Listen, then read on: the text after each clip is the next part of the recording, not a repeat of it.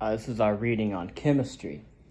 And again, this is taken from the History of Modern Science, published by Oxford. It's the entry on chemistry by Frederick Lawrence Holmes, right after chemical nomenclature. The term chemistry first appeared in references to a practice consolidated in Alexandria at the beginning of the Christian era and known later as the Egyptian art. Historians of chemistry have characteristically distinguished chemistry from alchemy, which is a product of the Arabic and European Middle Ages, and latter depicted as a secrecy-laden search for methods to produce noble metals by transmutation and to obtain the mysterious Philosopher's Stone. According to this story, chemistry emerged during the late 16th and 17th centuries. And of course, we could see Lavoisier's apparatus, and of course, Antoine Lavoisier for collecting gases released in chemical operations, for demonstrating the fixation and production of oxygen by calculating mercury and reducing the calx. For example, and we could also see as well for synthesizing water. Drawing on practices of alchemy, metallurgy, and herbalist distillers, chemistry distinguished itself by its openness and its goal, the determination of the composition of substances drawn from the plant, animal, and mineral kingdoms by separating them into their elementary constituents. Chemists traditionally assembled in their laboratories a characteristic set of apparatus capable of a well-defined repertoire of operations. With components made of earth, metal, or glass, they attempted to separate substances into their fixed components.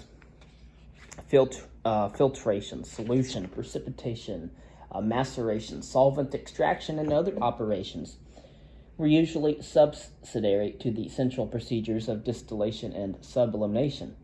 During the 17th century, Alchemy, published by Andreas Libavius' Alchemy in 1597, so we're talking about late 16th century, who organized knowledge of chemical substances and operations into teachable form, culminating in Cours de Chimie of Nicolas Flamel, first published in 1673. In the German principalities, chemical instruction entered the universities during the 17th century. An early example being the teaching of chemical medicine at the University of Marburg in the year 1609. I do believe that it was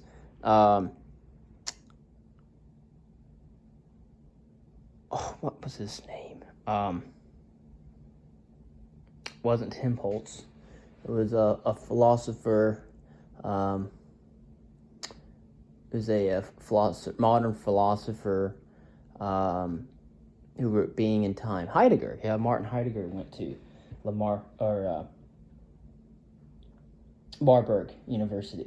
Anyways, by the end of the century, chemistry had become a distinct branch of natural knowledge, together with physics, anatomy, and botany, who have their own definitions, the physical section of the French Academy of Sciences. In England, however, Robert Boyle led those who sought to make chemistry part of the broadly forming new natural philosophy. And of course, 17th century chemists interpreted their separations by theories of matter through hybrids drawn in part from three principles: salt, sulfur, and mercury, adapted by Paracelsus from alchemical views, and in part from the four-element theory of Aristotle. The most common compromise identified the products of a distillation as oils characterized by the combustible principle, sulfur. Other liquids such as mercury, insipid liquids such as water, substances soluble in water such as salt, and fixed insoluble substances such as earth. At a more pragmatic level, there gradually emerged a scheme in which metals, alkalis and absorbent earths could be separated and recombined with 3 known mineral acids and a vegetable acid. Of course, Boyle's systematic application of color indicators able to detect the presence of acids and alkalis facilitated these identifications. The incorporation of the mechanical philosophy into chemistry during the second half of the 17th century, albeit the interpretation of chemical processes as consequences of the particular shapes of the ultimate participating particles. During the first half of the 18th century, chemists gradually subordinated early theories of matter to the more pragmatic concept of neutral salts formed an acid and a base. Of course, the teaching of chemistry in the German medical faculties expanded. A group of chemists in the reformed Paris Academy of Sciences became a leading forum for the pursuit of experimental chemistry. In the first 3 decades of the 18th century, the Prussian Academy of Sciences became prominent after 1750 in the investigative expansion of chemistry and in application to both plant and mineral analysis. In the year 1778, the first specialized chemical periodical was published, the Chemisches Journal, edited by Lorenz Krell. Because fire figured so prominently in their operations and distinctions, chemists were much concerned to explain combustion. Until the late 18th century, chemists operated mainly on solids and liquids.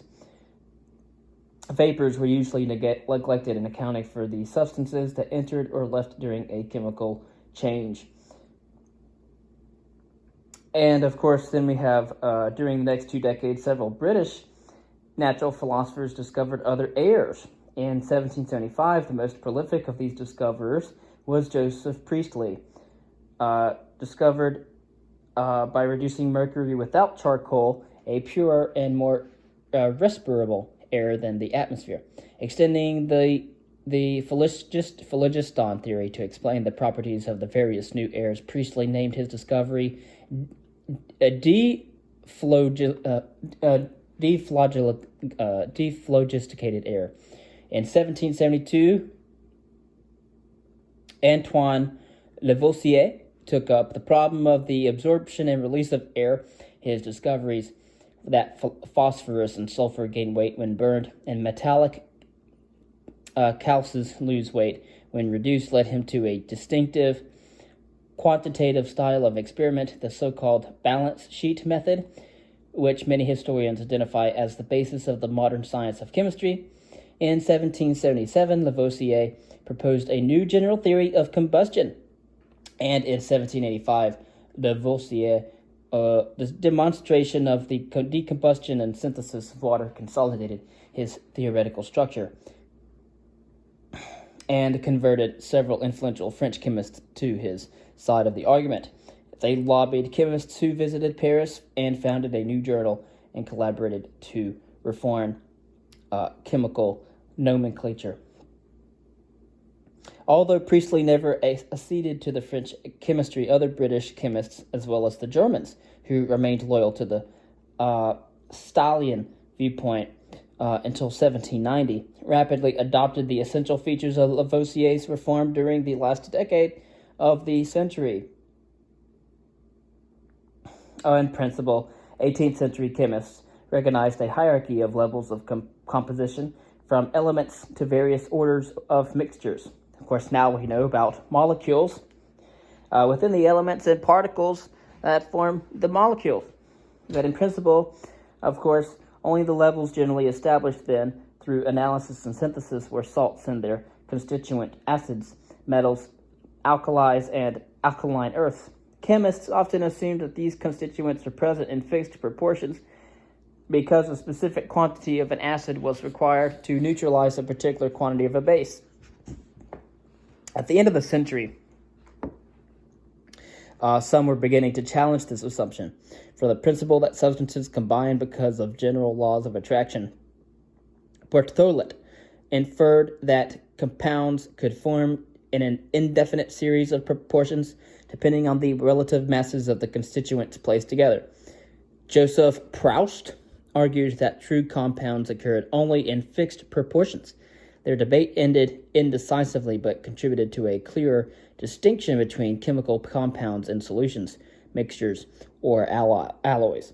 Along with his attack on fixed proportions, Berthollet broke with the 18th century affinity theory, according to which a substance with greater affinity for one of two substances combined together will completely displace the substance of lesser affinity. Instead, according to Berthollet, an equilibrium sets in that depends on the relative masses of each of the substances that are present. His idea took hold gradually, culminating in the 1860s, around a decade after the mid-19th century, to quantitative laws of mass action. Considerations about the composition of the atmosphere led to John Dalton during the first years of the 19th century to identify chemical atoms with characteristic atomic weights. And, of course, interestingly enough, by assuming that when only one compound of any two elements was known, it consisted of one atom of each, that when two were known, one of them consisted of one atom of each, the second of two of one, and one of the other, and so on. Dalton calculated from the measured proportions by weight of the elements the relative weights of their atoms. In 1808, he published atomic weights for 36 elements relative to hydrogen, equaling 1. Dalton conceived of his atoms as hard spherical bodies and depicted their assumed spatial arrangements in the compounds that they formed. Several prominent English chemists, including Thomas Thomson, William Hyde Wollaston, adopted Dalton's atomic theory after obtaining independent evidence for multiple combining of proportions. To avoid commitment to the reality of the atoms, Wollaston referred to equivalent rather than atomic weights, but he calculated them in Dalton's manner. In Sweden, Jöns Jacob Berzelius accepted the general principle of the atomic theory, but established more rigorous standards of experimental precision for determining atomic weights.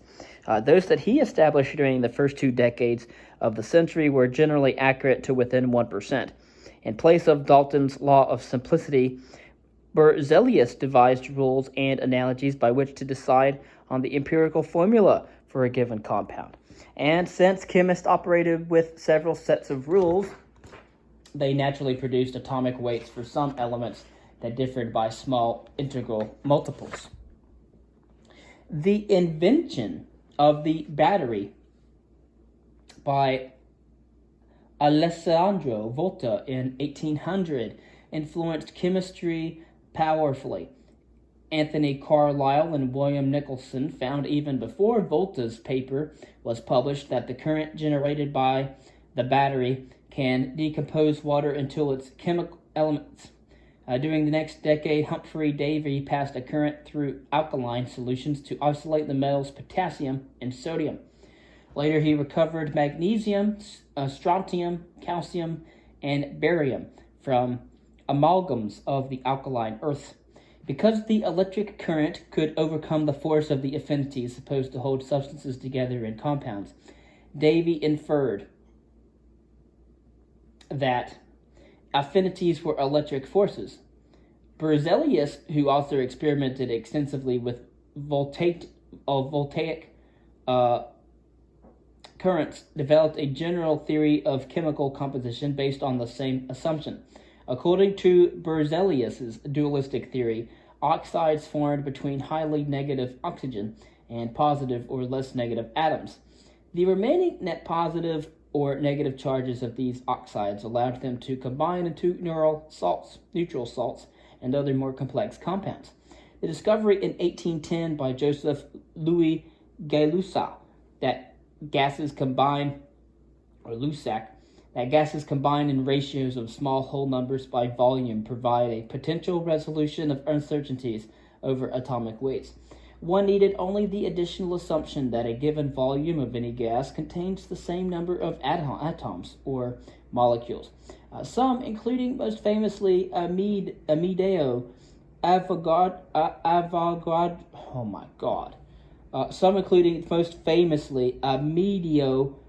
Avogadro, and André-Marie Ampère devised theories based on this conclusion, but Dalton rejected the generalization that all gases contain the same number of particles in the same volume. The consequence that individual molecules of several elementary gases must then be composed of multiple identical atoms caused other prominent chemists to reject or restrict the generalization. Goodness, these French names, if I pronounce them incorrectly, which I probably have because I didn't take any French, but I took one class of German, 4 courses of Greek, studied Latin independently, but I know some Spanish, nothing else. I'm not very good with French.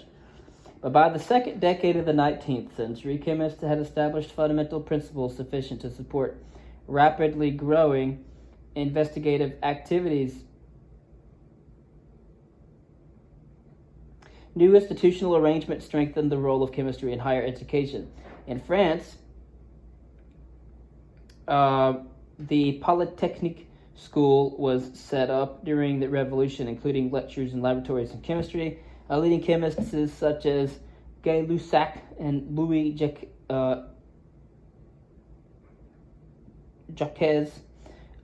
Thenard became professors there at the Collège de France or at the University of Paris, and gave lectures that attracted large audiences. Aspiring foreign chemists came to Paris to learn from these masters of rigorously logical exposition and experimental demonstration. In London, Davy achieved great popularity through his chemical lectures at the Royal Institution, also known as RI. Chemical instruction took place in Germany in several universities, and especially in small proprietary pharmaceutical schools. One of those who began his education in Germany but continued it in Paris was Justus Liebig. After working with Gay-Lussac, Liebig returned to his native state of Hesse in 1824 with an appointment to teach chemistry at the small university of Gießen. There he developed a teaching laboratory intended at first to train pharmacists toward instruction in general chemistry. By the mid-1830s, Liebig's laboratory was training dozens of chemists and pharmacists in a systematic program that moved from elementary exercises to original research projects. And of course, the laboratories in which these activities took place resembled earlier ones, but now there were also centers for innovations in apparatus and procedures. Lavoisier had initiated the break from the traditional array of material objects that had long characterized the places where chemists worked, sometimes adapting and combining customary retorts and pneumatic troughs, sometimes designing for particular purposes apparatus that was quite unfamiliar. Lavoisier both increased the range and the cost of chemical equipment dramatically. Some of his designs, such as the Baroque gasometer, depicted his in one of his drawings. His successors simplified, but in the 1820s, chemists so regularly designed and redesigned apparatus for more special operations and for better precision that publications began to appear to keep them informed of the latest developments in laboratory organization and laboratory equipment. And as most modern chemistry has emerged in the last century, in the 19th century, for example, the traditional small-scale commercial producers of various chemicals grew into a heavy chemical industry. By the 1830s, factories rather than shops produced sulfuric acid and soda. Historians often treat this early stage of industrialization as independent of the scientific revolution, however. Chemical crafts and deliberate chemical experimentation with the intention to advance the science were closely interwoven by the early 18th century, and what each owed to the other differed from case to case. By the mid-19th century, chemists comprised the most prominent class of the new genre of scientists, with roots in long-established practices driven forward first by the chemical revolution identified with Lavoisier, and then, that's in the 18th century, and then by the atomic theory associated with Dalton. Chemists led the way into what many spokesmen had called the century of science. The laboratories that had been their peculiar abodes for several centuries now became the prototypes for the places in which other fields, such as physiology, began to establish themselves. And out of physiology, psychology, biology, and psychology. But whatever may have been the source of the earlier development of industrial chemistry, chemists were confident that further advances depended on the application of chemical science to factory production. By the 1840s, Justus Liebig could proclaim that in his familiar letters on chemistry that the wealth of a nation could be measured by its chemical production. No sooner had chemistry crystallized as a modern scientific discipline that it began to split into subfields. First, organic chemistry appeared and separated from inorganic chemistry, which we'll go into both of those later on. We'll go into organic chemistry and inorganic chemistry. Lavoisier had already applied his theories and methods of combustion analysis to determine the elementary composition of plant and animal matters. A generation later, several leading chemists took up the problem of attaining the quantitative precision that had eluded him. By the 1820s, they had shown that organic compounds conformed to the laws of combining proportions. The application of principles of composition derived from the study of inorganic compounds ran into several difficulties.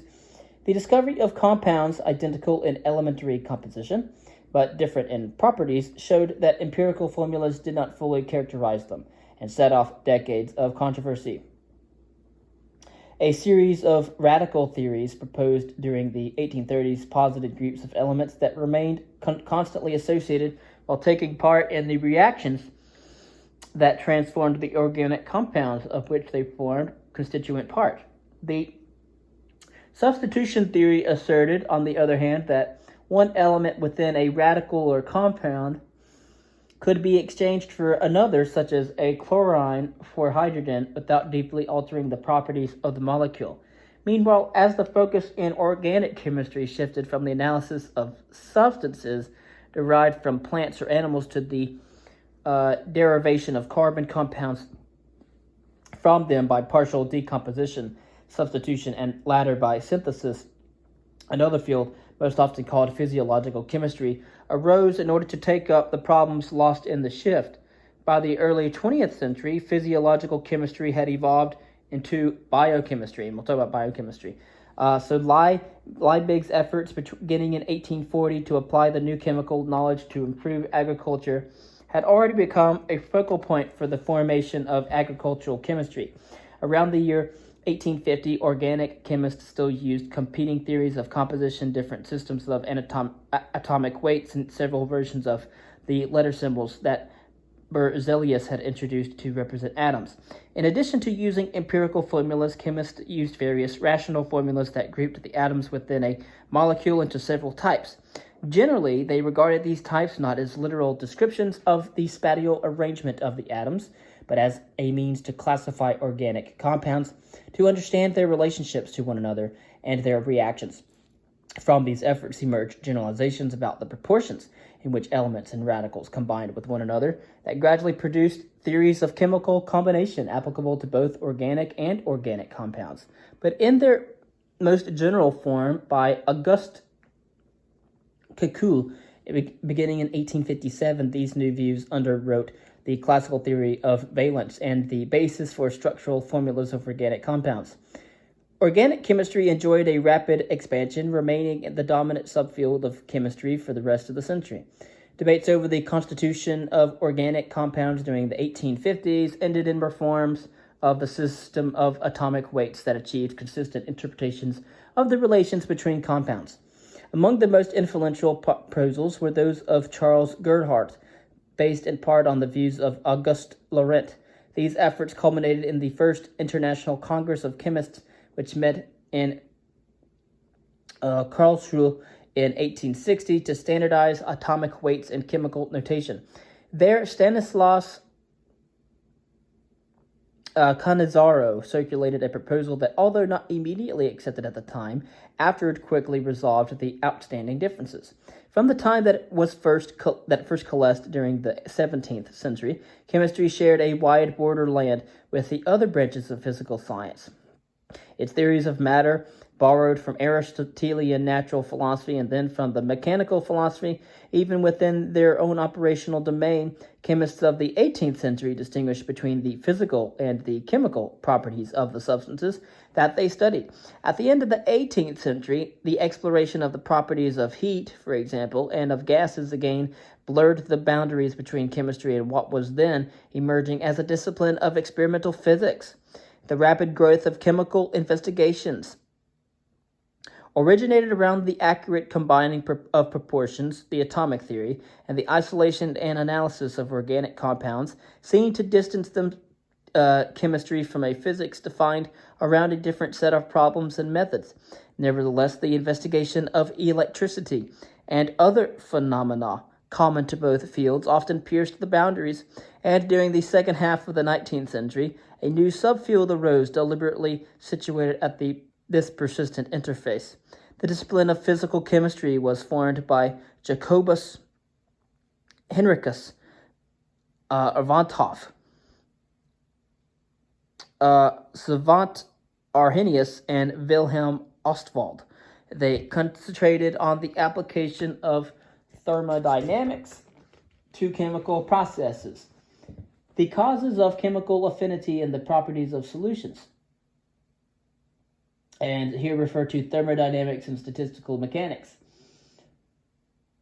The central importance of the theory of Arrhenius' theory of ionization to the new field earned them and their followers the name ionists. Begun in Germany, the field spread most rapidly after the year 1900. In the United States, under the leadership of a generation trained in the laboratories of Ostwald and Van 't Hoff. Until nearly the end of the 19th century, the atom, as conceived and employed by chemists and physicists, had little in common. The physical atom, usually called molecule, was defined mainly by the kinetic theory of gases, while chemical atom functioned as a unit of composition defined by its atomic weight.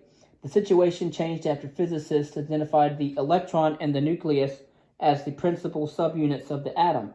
During the first decades of the 20th century, several chemists proposed theories of chemical affinity and valence based on the view that electrons in their outer shells of atoms formed chemical bonds. The most influential of these theories, published by Gilbert N. Lewis in 1916, connected the electronic structure of the atom with the properties of the elements defined by their place in the periodic table, reviving in a new form the electrochemical theory of Berzelius.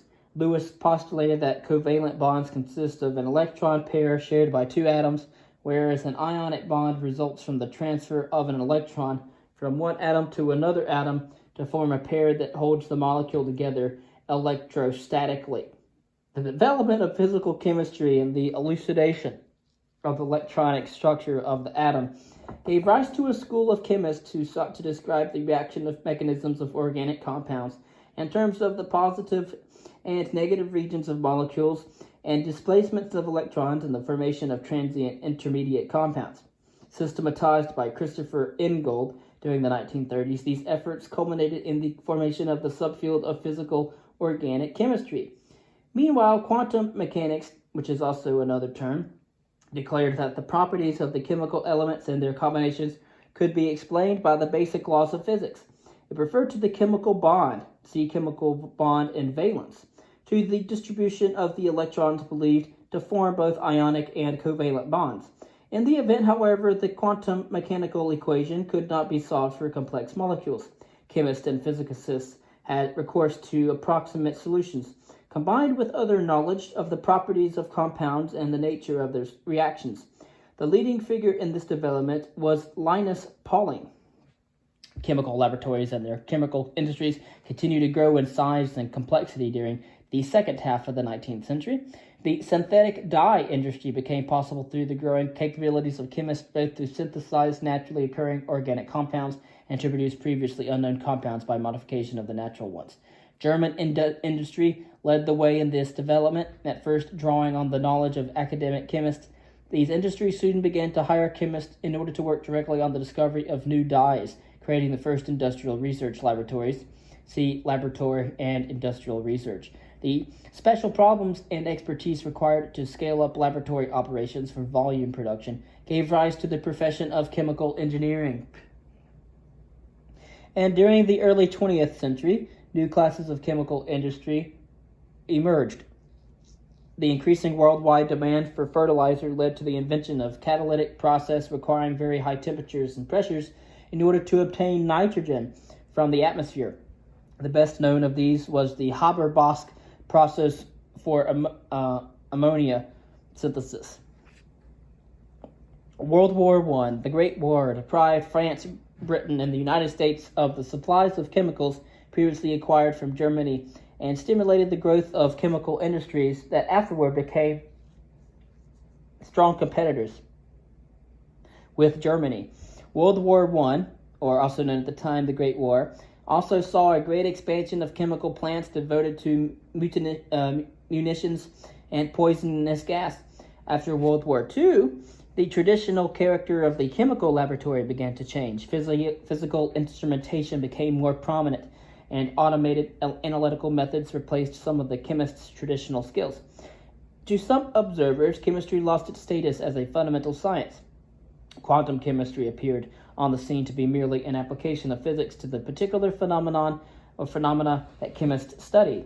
And as the applications of chemistry to many other fields of science and technology multiplied, concern whether it retained any core unity intensified. It had come to be, in the words of one general history of the subject, a field without a territory, existing both everywhere and nowhere. Others have argued, however, that even though its most fundamental principles may be borrowed from physics, extension of these principles to the wide range of chemical phenomena still requires methods of reasoning and investigation that have long been characteristic of chemistry. And that entry was written by Frederick Lawrence Holmes. And of course, taking courses in physics, biology, and chemistry, so physics, chemistry, and biology, as well as now working on my PhD in psychology with a background in history and theology.